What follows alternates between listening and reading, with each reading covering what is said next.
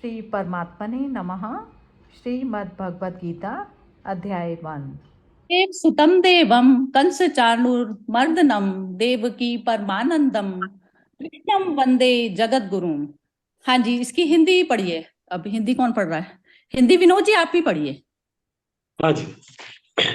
मैं भगवान कृष्ण की पूजा करता हूँ, जो ब्रह्मांड के आध्यात्मिक गुरु है, जो वासुदेव के पुत्र है, जो भगवान है, जिन्होंने कंस और चाणूर का वध किया और जो देवकी के आनंद है।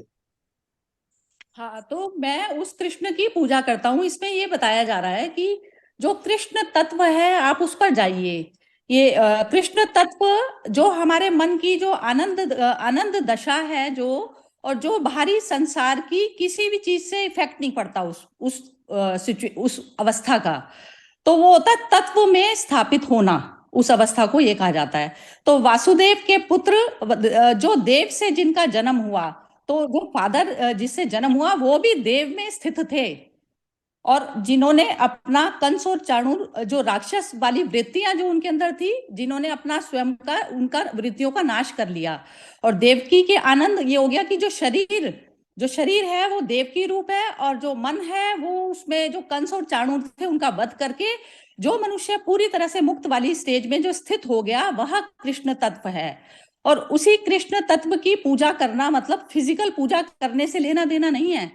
मैं भी जो संपूर्ण इससे शिव शिव से निकली गंगा, अब शिव में शिव के साथ में कनेक्शन बनते हुए में जब मैं करती हूँ, तो उस अवस्था का नाम है कि मैं हमेशा मन को अपने पुष्ट ना करती हुई, जो मन फॉर्म होता है सारा संसारिक चीजों से, मैं उसको ना देखते हुए, नकारते हुए, उनको महत्व ना देते हुए मैं अपनी शांति को, जो मेरी आनंद की जो शांति है वो मेरी पूरी तरह से अचल रहती है, क्योंकि मैंने उस अचल शिव को प्राप्त कर लिया।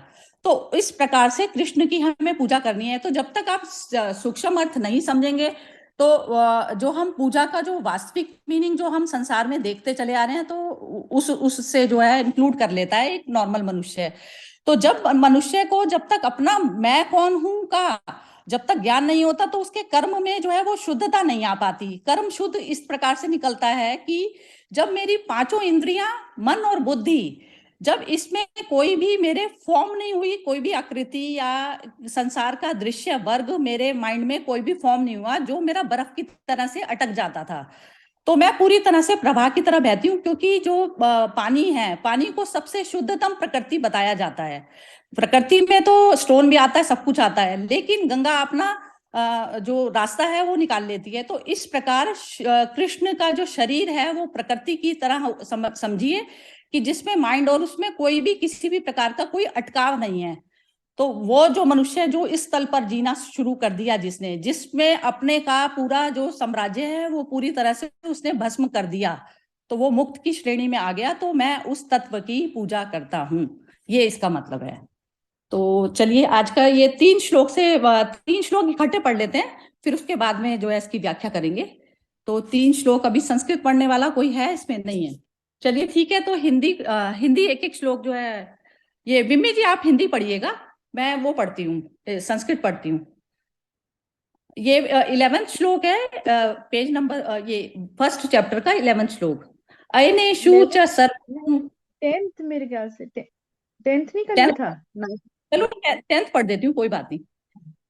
अपर्याप्तम तदस्माकं बलम भीष्माभिरक्षितम पर्याप्तम विधि में तेषाम बलम भीमाभिरक्षितम। भीष्म पितामह द्वारा रक्षित हमारी वह सेना सब प्रकार से अजय है, और भीम द्वारा रक्षित इन लोगों की यह सेना जीतने में सुगम है। हाँ, तो इसमें ये यही बता रहे हैं कि ये जो दुर्योधन इसमें एक्चुअली बता रहा था अपनी दोनों तरफ की सेनाओं में कि कौन कौन इंक्लूड, कौन सी सेना में कौन कौन व्यक्ति है। तो ये वैसे तो बताने की जरूरत होनी नहीं चाहिए थी, लेकिन उसमें ये भी होता है जो मनुष्य अहंकार से जो संचालित हो रहा है, उसने सीट नहीं बदली ना अपनी। सीट इस प्रकार से बदली जाती है कि अहंकार होता है शरीर भाव में जो मनुष्य रहता है, और शरीर भाव में कितना उसका, कितनी मजबूती से उसने उस चीज को पकड़ा हुआ है, ये मैटर करती है। और जो आत्मा भाव होता है, आत्मा भाव में मैं शून्य, मतलब मैं मन को शून्य करके देखती हूँ। तो जैसे ही मैंने मन को शून्य किया तो मेरे लिए सारा संसार एक बराबर हो जाता है। तो क्या है, आत्मा में समता है, बाहर में विषमता है। तो जब मैं विषम के साथ में अटैच होती रहूंगी, क्योंकि विषम एक दूसरे का पूरक है। जैसे कहते हैं ना, पहाड़ है, कोई इंसान ने बहुत फेम प्राप्त कर ली, अब पहाड़ है तो उसके बराबर में खाई होती है, यदि पहाड़ को खत्म कर दिया जाए तो खाई खत्म ना। तो इस प्रकार से जो द्वैत जगत है, द्वैत जगत में जो अटैच नहीं हुआ तो वो मनुष्य जो है मुक्त उसमें आ गया। लेकिन दुर्योधन का, वैसे भी हम कई बार गीता पढ़ चुके, तो दुर्योधन की मेंटालिटी हमें पता ही है। लेकिन इस चीज को भी हमें पत्थर नहीं बनाना कि आप वो वाले माइंड सेट से गीता पढ़ें कि उसमें दुर्योधन की तो ये, क्योंकि जब भी आप गीता पढ़ेंगे तो उसमें आपके अंदर भी तरलता आ जाएगी। जैसे हम कहते हैं ना, जैसे श्लोक पढ़ा, अब किसी ने सुंदर पढ़ा और किसी ने जो है थोड़ा सा लड़खड़ा के पढ़ दिया, तो वो चीज में किसी ने सुंदर बोल दिया, उसको किसी ने वैसा कर लिया कि ये खराब बोला, तो वो चीजें जो हमारे मन पर जो शब्द बना लेती हैं, तो वो भी ये पत्थर की तरह से हमारे मन पर जम जाती हैं चीजें। तो इसमें क्या होता है, जैसे अवशेष, मेरा अहंकार का जब अवशेष बच जाता है तो वही हमें दुख सुख का कारण बनता है। हम कोई भी आध्यात्मिक ग्रंथ पढ़ते हैं तो भी हमारी यही मेंटेलिटी रहती है। लेकिन आध्यात्मिक ग्रंथ पढ़ते हुए में अहंकार को शून्य कर कर यदि आप सुनेंगे और पढ़ेंगे तो आपको नई ही दिव्य दृष्टि जैसे संजय को प्राप्त हुई, वैसी ही सभी को प्राप्त हो सकती है। तो वो दिव्य दृष्टि प्राप्त होने पर जो उसके जो श्लोक हैं उसको आपको याद नहीं रखना पड़ेगा, अपने आप ऑटोमेटिकली अंदर जाएंगे। तो वो स्थिति सबकी आ जानी चाहिए, क्योंकि 4-4 बार 5-5 बार सब लोगों ने गीता पढ़ चुके हैं। हाँ जी, तो ये यही बता रहे हैं कि भीष्म के द्वारा जो है वो कह रहे हैं कि रक्षित, क्योंकि भीष्म पितामह को इच्छा मृत्यु का वरदान प्राप्त था, तो वो उसको समझ रहे थे कि यही शायद अजय करा देंगे। लेकिन नियति को क्या मंजूर है, तो नेक्स्ट पल में क्या होने वाला है, ना वो दुर्योधन जानता और ना वो अर्जुन जानता। तो दोनों इस परिस्थिति में ये वाली चीज इसमें बताई जा रही है। अयनेषु च सर्वेषु यथा भागम वस्थिता भीष्मे भावी रक्षन्तु भवन्तः सर्व एव हि। इसलिए सब मोर्चों पर अपनी अपनी जगह स्थित रहते हुए आप लोग सभी निस्संदेह भीष्म पितामह की ही सब ओर से रक्षा करें। हाँ, तो इसमें बस ये इनसिक्योरिटी दिखाई जा रही है कि ये जो भीष्म पितामह क्या है कि अंदर जैसे डरा हुआ मन, हम लोगों ने पहले भी डिस्कस किया था कि दुर्योधन का मन जो है अंदर से डरा हुआ, क्योंकि वो क्या है, जिसके पास जो भी चीज है ना, जब तक आपका चीज, यदि चीज आपके हाथ में है और वो उसको खोने का डर है, तो वो सारी चीजें नश्वर संसार के साथ में आप अटैच हैं। तो वो जो भी चीज है आपके पास जितनी भी क्वांटिटी में है, तो वो चीज आपको हिला के जाएगी। चाहे आपने फेम प्राप्त कर लिया, चाहे हम छोटे से घर में रहते हैं, उसके पास तो बहुत बड़ी किंगडम थी, लेकिन हम छोटे से घर में भी रहते हैं, तो छोटा घर भी यदि छीनने का हमें डर है, तो वो हमारी अचल में स्थापित नहीं हुए हम। तो पहले अचल में स्थापित होना है और फिर जो है मूविंग वर्ल्ड के साथ में हमें कर्म करने हैं। लेकिन इसमें मेंटालिटी को बताने के लिए मैं बता रही हूँ ये सब, कि भीष्म पितामह की रक्षा करें, मतलब इतना सब कुछ साम्राज्य लेने के बाद और इतनी बड़ी सेना होने के बाद, जबकि पांडवों की सेना बहुत ही कम थी, उसके बावजूद उसका मन इनसिक्योर्ड है। तस्य सज्जनयन हर्षम कुरु वृद्ध पितामह सिंहनादम विनोद्योच्चयी शंखम दद्मौ प्रतापवान। कौरवों में वृद्ध बड़े प्रतापी पितामह भीष्म ने उस दुर्योधन के हृदय में हर्ष उत्पन्न करते हुए उच्च स्वर से सिंह की दहाड़ के समान गरजकर शंख बजाया। हाँ, तो अब ये देखिए, अब इसमें भीष्म पितामह की मेंटालिटी को दिखाया जा रहा है कि भीष्म पितामह ने दुर्योधन के हृदय में हर्ष उत्पन्न, मतलब जब इंसान का अपने स्वरूप में स्थिति नहीं है, जो विचल संसारिक परिस्थितियों से चलायमान नहीं होता, तो भीष्म पितामह भी उस श्रेणी में नहीं आए कि जिस श्रेणी में कृष्ण भगवान है। और जबकि ज्ञान पूरा था उन्हें, ऐसा नहीं था कि ज्ञान नहीं था, ज्ञानी रावण भी था, ज्ञानी भीष्म पितामह भी थे, सभी ज्ञानी थे। लेकिन फिर भी उनकी मन स्थिति इस प्रकार से थी कि वो कह रहे हैं दुर्योधन के हृदय में, जब एक आत्मा तल पर जब मनुष्य काम करता है तो वो ये नहीं देखता, जब एक आत्मा के तल पर कोई भी मनुष्य का एक्शन हो रहा है, तो वो ये नहीं देखता कि मैं किसी के अंदर कुछ अच्छा पैदा करने के लिए मैं कोई काम करूं, क्योंकि उसका कर्म फिर बंधा हुआ हो गया। तो वो बंधा हुआ कर्म जो है वो हमेशा दुखदायी होगा, क्योंकि आपने किसी के अंदर में हर्ष उत्पन्न करने के लिए कोई काम कर रहे हैं, तो आप खुद पहले बंधक हो गए ना, क्योंकि आप उससे बंध गए, पहले आप दुर्योधन से बंध गए। और जबकि आत्मा का स्वभाव क्या होता है कि हमेशा वो मुक्त की उसमें आती है, सदैव मुक्त है वो। तो जब तक हमारा मन आत्मा में प्रतिष्ठित होकर कर्म नहीं करता, तो वो कर्म का बंधन हमें जन्मों जन्मों में जाकर जो है हमें शरीर धारण कर करके हमें खत्म करना पड़ता है। बस मैं आज यहीं तक बोलूंगी, अब इसके बाद में सभी के ओपिनियन लेते हैं। हाँ, अनामिका जी तो म्यूट पर है, तो उल्टा शुरू करते हैं, ये फिर मोना भी थोड़ा बाद में ही बोलती है। तो विनोद जी आप शुरू कीजिए। हाँ जी, इसमें यही दर्शाया गया है कि दुर्योधन जो है इतनी बड़ी सेना होने के बाद और उसके पास सारे महारथी थे, फिर भी वो घबराया हुआ था, क्योंकि वो सत्य के साथ नहीं था।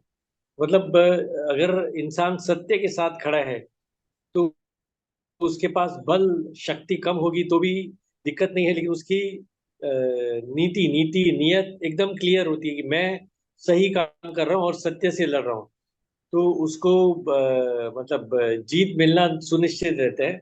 और जो गलत तरीके से गलत जगह से करता है वो डरा हुआ रहता है, और उसके पास सामर्थ्य शक्ति सब होने के बावजूद भी उसे डाउट रहता है कि ये मैं कर पाऊंगा या नहीं कर पाऊंगा, जबकि उसके पास सारे महारथी थे, भीष्म जी भी थे, तब भी वो घबराया हुआ था। तो यही दर्शाया जाता हाँ, ये विनोद जी बस एक सेकंड, में एक ही सेकंड का बोल रही हूँ। विनोद जी जो आप पूछ रहे थे ना उस दिन की सत्य पे जीत का, कि पहले हो जाती है और उसमें बाद में, तो ये इसका यही आंसर है कि जब सत्य में प्रतिष्ठित आप हो गए तो आपकी जीत हो गई। चाहे आप बॉडी आपकी रहे चाहे ना रहे, आपका पहले ही जीत हो गई, क्योंकि आपने आत्मा में मर्ज होना ही सबसे परम कसौटी है। जितने भी हम वो बोलते हैं ना डिसिप्लिन, तो डिसिप्लिन ये है कि अहंकार ने अहंकार को छोड़कर वो परम में स्थापित हो गया, तो ये डिसिप्लिन सबसे पहले चेक करना है अपना, और वहां पर सब कुछ जीत हो जाती है, क्योंकि सारी संसारिक चीजें पदवियां सब तुच्छ हो जाती हैं। है। ये ये मतलब है समझ में आया, ये लास्ट सेंटेंस है ना, यदि कर्म के बाद शांति मिलती है तो वह शांति आनंद नहीं है, क्योंकि वो उस आनंद शांति को आप नहीं है, क्योंकि नहीं पाए। कर्म बंधा हुआ, हाँ कर्म बंधा हुआ है ना हमारा, ठीक है, वो बाहर से कहे ना कर्म योग से भी आप प्रभु को प्राप्त कर सकते हो और ज्ञान योग से भी, तो ये एक तरह से कर्म योग से शांति मिलती है, तो उसमें गलत क्या है? नहीं नहीं, वो उसको कर्म योग नहीं कहा जाता। वो जो हमें जो फिजिकल जो नीड के लिए जो वो मिलती है ना, जो जो भी हमारी कर्म योग उसको कहा जाता है, जो शून्य दशा से जो कर्म किया जाता है उसको कर्म योग कहा जाता है। कर्म योग में योग पहले है कर्म बाद में है, तभी तो सही कर्म करेंगे, अदरवाइज तो कर्म कहाँ हुआ सही आपका। आप कह रहे हैं वो तो संसारिक जीवों की हो गई ना, किसी को मृत्यु, किसी को किसी का मर्डर करके शांति मिलती है ना, वो नहीं होता। वो कर्म हाँ योग का समझ गया, मतलब है मतलब ना, हाँ ये पहले रेगुलर होता कर्म हो गया, वो है। कर्म योग वाला नहीं है। अच्छा, समझा हाँ समझा, हाँ ओके। हाँ, कर्म योग का तो ये तो बहुत जरूरी था। अच्छा अच्छा अच्छा हो गया आपने पूछ लिया, ये तो बहुत ज्यादा जरूरी है। पहले योग, योग के बाद में दूसरी चीजें उतरेंगी। योग के बाद में आप ज्ञान प्राप्त करेंगे कि मेरे को अब सामने वाले सिचुएशन जो मेरे पास आके पड़ी है इस मोमेंट में, तो उस चीज को मैं कैसे हैंडल करूंगा, उसमें ज्ञान काम आएगा फिर। कर्म तो बहुत बात की बात है, पहले आप योग में स्थित होंगे तो तब उसके बाद में कर्म करना है या ज्ञान से सॉल्व करना है, या फिर जो भी आपको मेथड अपनाना है, तो वो बाद में आती हैं सारी सीढ़ियां। हाँ जी, चलिए बिम्मी बोलेंगी, बिम्मी बोलिए। हाँ जी, इसमें वही है कि दुर्योधन की इनसिक्योरिटीज का सारा यहाँ पर दिखाया गया है। और वहां पर कि उसकी जो प्रायोरिटी या जो प्रेफरेंस वो दे रहा है वो भीष्म पितामह का। और वो इसलिए क्योंकि वो जैसे उनको वरदान मिला है कि वो मतलब ना वही लंबी उम्र का, या जब वो मरना चाहें तो उस वजह से तो वो जो वैसे जो युद्ध में जीतने की जो क्वालिटीज होनी चाहिए, आप मतलब दैट पार विच इज पार कहो या जो भी जो वही निपुणता जो चाहिए उसको ना प्रायोरिटी देके या प्रेफरेंस देके वो कह रहा है कि सभी का आप लोग सभी निस्संदेह भीष्म पितामह की ओर की सब ओर से रक्षा करें। सो उसको वो लग रहा है कि मेरे पास भीष्म, वो कृष्ण की वैल्यू उसने समझी नहीं, और भीष्म पितामह क्योंकि वो उनको वो जो भी वरदान था तो उसको वो प्रायोरिटी देके कि भैया ये तो हमारे साथ, ये जब तक जिंदा है तब तक हमारी जीत ही जीत है। तो उसका वहीं पर उसकी मतलब शुरुआत ही वो सोच में ही कहते हैं गलती है, क्योंकि उसकी अपनी ही इनसिक्योरिटीज हैं, तभी उसकी वो सोच ही वहां पर इतनी भ्रमित है, और उसके कारण आगे जो पूरा जो क्या कहूँ इम्पैक्ट है वो है। तो that is what I feel. Perfect. मैं हाँ, बहुत सुंदर है। चलिए, बस यही यही यही यही अपने मोती बोल रहे हैं, इसमें यही चीज है बिल्कुल। इसमें ना ग्रुप में सबसे ज्यादा स्पेशलिटी ये है कि ज्ञान नहीं बोलते, अपने मन का जो चीज है वो चीज बोलते हैं, जिस भी तल पर जो बैठा है। हाँ जी, सुरेश जी, आप बोलेंगे। आपका सबसे पहले तो स्वागत है आपका, इस उसमें ग्रुप में आप आते हैं। बहुत। नहीं नहीं, हाँ। मैं तो समझ रहा हूँ, और मुझे बिमी जी से बड़ी शिकायत है कि वो इधर उज्जैन तक आई और उन्होंने इतना समय नहीं निकाला कि हम मुलाकात कर सकें। और नहीं, अगली बारी जब आप वो जून जुलाई में करेंगे ना, तो तब आराम से उसमें आएंगे, ठीक है, बहुत तब बढ़िया। आएंगे। नहीं, हाँ जी। शैलजा जी बहुत अच्छा है। मैं सुन रहा हूँ। एक दो बात मुझे कहना होगी तो मैं आखिरी में कह लूंगा, अभी और लोग जो हैं वो बोल रहे हैं, है ना। ओके ओके ओके ओके जी। चलिए, पूर्णिमा जी, आपकी बारी है। हाँ जी, सब वैसे कवर हो ही गया है, बट एक बस ये जो सारा खेल है सारा अटैचमेंट और डिटैचमेंट का है। मुझे जो समझ में आता है ये यही एक बहुत बड़ी आ, एक, जो भी उसको बोलो, वो डिटैचमेंट से ही काफी चीजें। दुर्योधन इज वेरी मच, क्योंकि वो अटैच्ड है इसलिए उसको सब कुछ चाहिए, इसलिए उसको इनसिक्योरिटी भी है, और वो ईगो में लिप्त है। वो ह्यूमिलिटी की तरफ नहीं देख पा रहा, ह्यूमिलिटी से देख नहीं पा रहा, उसको वो दृष्टि नहीं है कि वो देख पाए। और एक्सेप्टेंस तो है ही नहीं कि जो चीज जैसी है उसको हम वैसे एक्सेप्ट कर लें, और फिर हम क्या है हम खुद को देख पाए, that's awareness and then surrender. तो कुल मिला के मुझे ये 5 शब्द समझ में आते हैं, और जो मैं खुद से रेजोनेट कर पाती हूँ अपनी डेली लाइफ में। चाहे वो हम गीता पढ़ते हैं, चाहे हम कोई भी ग्रंथ पढ़ते हैं, अल्टीमेटली इट्स सेल्फ रिफ्लेक्शन। हम अपने अंदर जाके उसको कहाँ रोज उसको इस्तेमाल कर पाते हैं, and that's 5 words which I resonate with, and that's detachment, full awareness, acceptance and surrender। और मुझे ये पूरा लगता है कि हम उस ब्रह्मांड में सब कुछ जान लें यहाँ पर रहकर। मैंने एक जो वीडियो भी शेयर किया है, मुझे श्री श्री रविशंकर जी की बात बहुत अच्छी लगती है कि हम सब कुछ जान ले इस ब्रह्मांड में रह के, ये पॉसिबल नहीं है।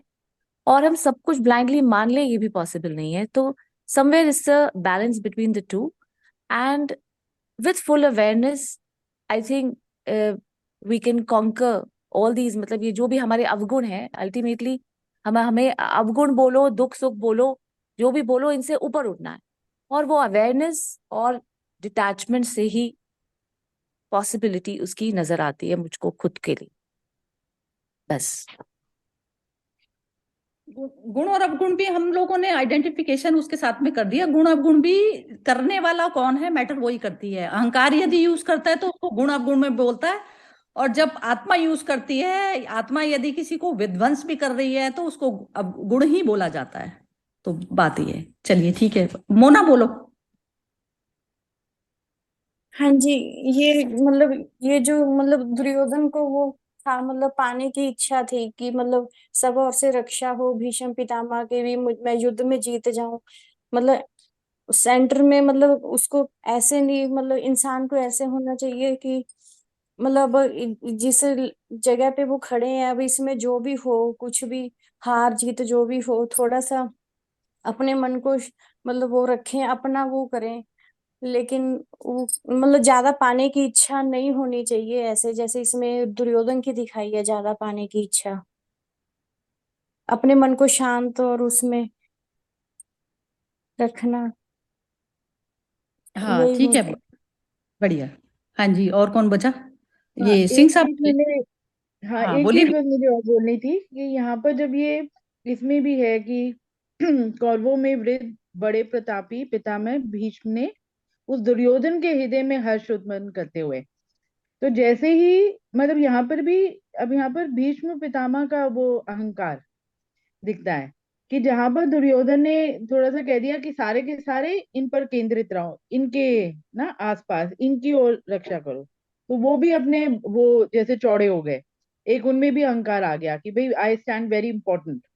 और फिर वो हाँ उसको फिर वो अब फिर उन्होंने उसके अंदर वो दुर्योधन के हृदय में हर्ष उत्पन्न करते हुए, मतलब दुर्योधन को ये समझाना कि भाई तू गलत कर रहा है, या जो भी उसकी वो चक्षु उसके खोलने, उसकी जगह वो और उसमें उसके गलत में साथ देने लगे, क्योंकि किसी ने उनके उसको बढ़ा दिया, प्रशंसा कर दी, तो नाउ अब तो दोनों का ही कैरेक्टर इसमें समझ आता है कि वो जो उनका है अहंकार भाव और सेल्फ प्रेज और सेल्फ वो ज्यादा है, मतलब मैं का।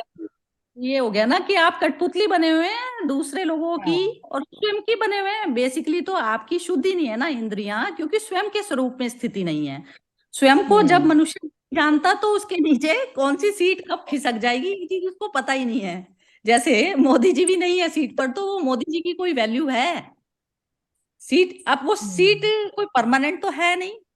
तो परमानेंट क्या चीज है? मेरी आत्मा। आत्मा की कोई सीट नहीं। आत्मा तो आत्मा ही है ना। आत्मा एव ही सर्वे, आत्मा ही आत्मा है। तो अब आत्मा में जब तक मेरी शरीर के थ्रू जो कार्य हो रहे हैं वो मन मेरा शुद्ध उस पे नहीं बैठा लेवल पर, तो मेरे लिए तो सारी ही संसार। और मोना ने भी अभी जो बोला कि वो अटैचमेंट उसकी खत्म होनी चाहिए।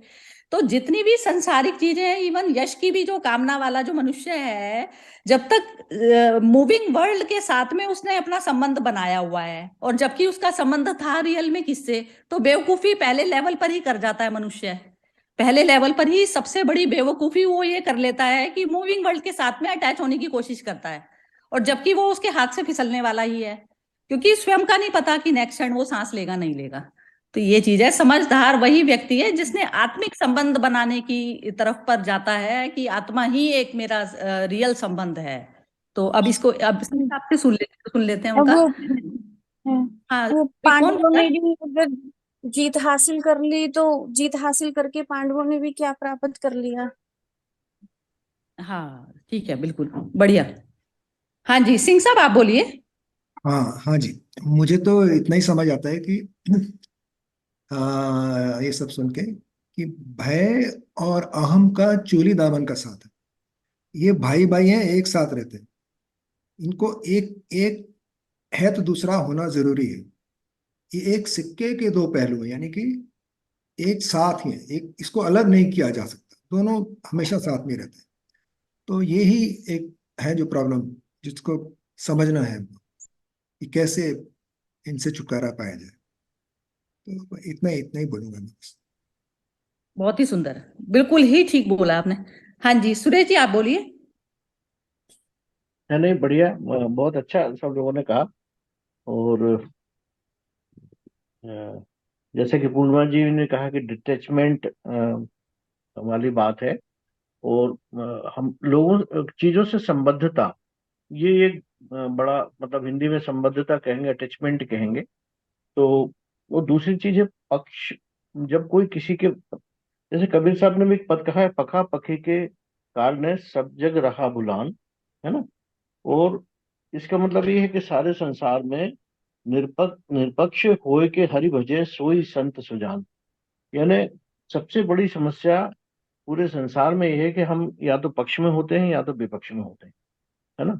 और ये जो पक्ष और विपक्ष में होना भी समस्या का जड़ होता है। जब एक बार भीष्म पितामह एक पक्ष में आ गए, जब एक बार अर्जुन का एक अलग पक्ष है और भीष्म उनका अलग पक्ष है, तो भले पारिवारिक है, पर वो एक पक्ष और विपक्ष की स्थिति में आ गए।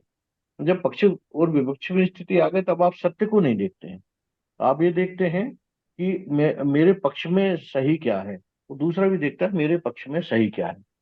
तो मुझे लग रहा है कि अर्जुन अहिंसा की भाषा नहीं बोल रहा, एक सन्यास की भाषा बोलने लगा। वो कहता कि मैं अब जो है, मतलब ये मेरा स्वधर्म है और मैं इस तरह से रहना चाहता हूँ। तो एक तरह से कृष्ण ये समझाने की कोशिश करते हैं कि वास्तव में जो तुम ये कह रहे हो, ये ऐसा तुम्हारा स्वभाव है नहीं। यानी वो उसके अंदर जो स्थिति है, अर्जुन के भीतर की जो स्थिति है, उसको कृष्ण जानते हैं कि इतना बड़ा धनुर्धारी है, इसके पहले भी कई युद्ध इसने किए हैं, इसके पहले भी कई लोगों से लड़ा है, और इसका स्वभाव नहीं है ये। वस्तुतः ये अपने लोगों से संबद्धता को देखते हुए भयग्रसित हो रहा है। लेकिन वस्तुतः ये यदि बैराग भी ले लेगा, संन्यास भी धारण कर लेगा, युद्ध को नहीं लड़ेगा, तो भी ये ऐसा नहीं रहने वाला है, क्योंकि इसका मूल जो वृत्ति है, इसके जो मूल स्वभाव है, वो यह नहीं है। ये वो अच्छी तरह से जानते हैं, है ना। तो क्योंकि यदि वो ऐसा कर भी लेगा और जंगल में जाके भी रहने लगे, तो वो लड़ेगा नहीं, ऐसी बात नहीं है। वो वहां पे शेर का शिकार करने लगेगा, वहां वो हिरण का शिकार करने लगेगा। उसका मूलतः स्वभाव युद्ध का है। उसका मूलतः जो स्वभाव है एक वीर योद्धा का है, मूल चित्रवृत्ति उसकी योद्धा की है। लेकिन वो बहुत सारे आक्षेप डाल रहा है, अपने रिश्तेदारों के नाम ले रहा है, दूसरों के नाम ले रहा है। तो इस तरह से वो उस भय से मुक्त करने के वो उपाय कर रहे हैं बार बार। और ये बात है कि यदि आप भय मुक्त हो जाते हैं तो अपने मूल स्वभाव में आ जाते हैं। मूल बात ये है कि जैसा कि सभी लोगों ने कहा, और सिंह साहब ने भी कहा, और सरिता जी ने तो बहुत अच्छे से ही उसको एक्सप्लेन किया, कि जिसे कहते हैं ना कि उपवास करते हैं लोग। उपवास करते हैं मतलब भूखे रहना और उपवास करने में जो फर्क है वो ये है कि आप भोजन नहीं करें पर दिन भर आपको भोजन की याद आए। उपवास हुआ है जब भोजन से भी ज्यादा आनंद आपको भोजन ना करने में आने लगे, तो उसे उपवास कहेंगे। अन्यथा आपको कहेंगे कि आपने भोजन नहीं किया, खाना नहीं खाया है। जो वैराग्य भी इसी तरह का है। जब आपको गृहस्थ के जो आनंद है उससे ज्यादा आनंद वैराग्य में उत्पन्न हो जाए, तब उसे वैराग्य कहेंगे। अन्यथा आपको रोज घर की याद आ रही है, रोज वही सांसारिक चीजें याद आ रही, फिर वो वैराग्य नहीं है। वैराग्य वह है जब उसको अपने सांसारिक जीवन से ज्यादा आनंद आने लगे, है ना। कोई कहता कि नहीं मुझे धन से कोई मतलब नहीं है, कोई सन्यासी कहता मैंने अपना घर छोड़ दिया, अपने माता पिता छोड़ दिए, लड़के बच्चे छोड़ दिए। तो वो छोड़े कहाँ उसने, उसको तो याद बनी हुई है उनकी लगातार। उसको छोड़ने की याद बनी हुई है कि मैंने ये सब छोड़ दिया, इतना धन त्याग कर दिया मैंने, मेरा बंगला था वो छोड़ दिया। वस्तुतः वो तो उससे बंधा हुआ है कि जैसा कि सरता जी ने कहा कि जब तक आप बंधन मुक्त नहीं हो जाते मन से, शरीर से, अपने कार्यों से, तब तक की सत्यता आपको नहीं पता चलेगी, आप उसमें फंसे ही रहेंगे। तो मूलतः बात यही है। और बस मैं इतना ही कहना चाहता हूँ। धन्यवाद। मैं ये एक स्टोरी के साथ में इसको खत्म करती हूँ। ये बिल्कुल। अभी मैंने देखी थी, तो उसमें जैसे सुकरात था, तो सुकरात को लोग जो है उसको बहुत अच्छे सुंदर वस्त्र दे के जाया करते थे। तो उसके पास में एक सन्यासी आया, वो बोला कि मेरे को कोई सुंदर वस्त्र देता है तो मैं उसको जो है पहले काट पीट देता हूँ, अच्छी तरीके से काट पीट देता हूँ। मैं इस तरीके से अपना जो त्याग का जो वो है वो करता हूँ, उसको प्रैक्टिस करता हूँ, सरल होने का अभ्यास करता हूँ, कि ताकि मुझे जो है फटे वटे मिलेंगी तो मैं उसमें परेशान नहीं होऊंगा। तो वो पूरी तरह से अच्छे वस्त्र धारण करते थे। तो वो कहते हैं कि जैसे जो वो कहते हैं तुम्हारी कैसी सहज अवस्था आती है, तो वो बोले कि जैसा जो देता है मैं उसको वैसा स्वीकार कर लेता हूँ, तो उसमें मैं अपना कुछ अड़ाता नहीं हूँ बीच में। तो वो चीज होती है कि सहज भाव में जो रहना होता है ना। तो वो कहते हैं जैसे अहंकार जो है वो कहता है मैं ये छोड़ दूंगा, मैं ये पकड़ लूंगा। तो वो जो इस तरीके से जो जीता है, तो कहते हैं वो मतलब ये चीज स्टोरी ऐसी थी कि वो फटे चिथड़े कपड़ों में भी उसका अहंकार झलक रहा था। तो ये चीज है, वो तो अहंकार तो छुप नहीं पाएगा ना, आप छुपा नहीं पाएंगे उसको। और जो सहज आदमी है वो ऐसे मर्ज हो जाता है किसी भी जगह कि उसका पता ही नहीं चलता, क्योंकि उसका मैं का गाना नहीं बजता। तो वो जो गाने हैं ना, तो मन के गाने हैं हमारे। तो जब मन मौन अवस्था को धारण कर लेता है तो उसमें प्रूव करने की कोई जरूरत नहीं होती, क्योंकि आत्मा को कोई प्रूव करना नहीं पड़ता। तो आत्मा तो स्वयं प्रकाशित है।